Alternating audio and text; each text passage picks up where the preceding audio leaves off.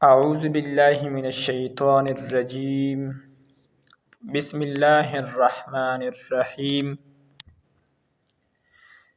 اعوذ باللہ من الشیطان الرجیم، میں اللہ کی پناہ مانگتا ہوں شیطان مردود سے۔ مختصر تفسیر۔ جب انسان قرآن پڑھنے لگے یا کوئی نیک عمل شروع کرے تو اسے چاہیے کہ سب سے پہلے اللہ کی پناہ مانگے شیطان سے، کیونکہ شیطان انسان کو بہکانے، وسوسے ڈالنے اور نیکی سے روکنے کی کوشش کرتا ہے۔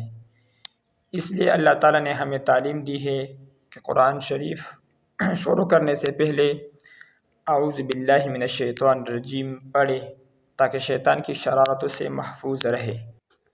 بسم اللہ الرحمن الرحیم، اللہ کے نام سے شروع کرتا ہوں جو بڑا مہربان نہایت رحم کرنے والا ہے۔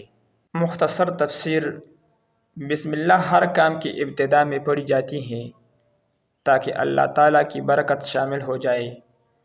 اللہ تعالیٰ رحمان ہے، یعنی سب پر دنیا میں بے حساب رحم فرمانے والا، اور رحیم ہے، یعنی مومنوں پر آخرت میں خاص رحمت فرمانے والا ہے۔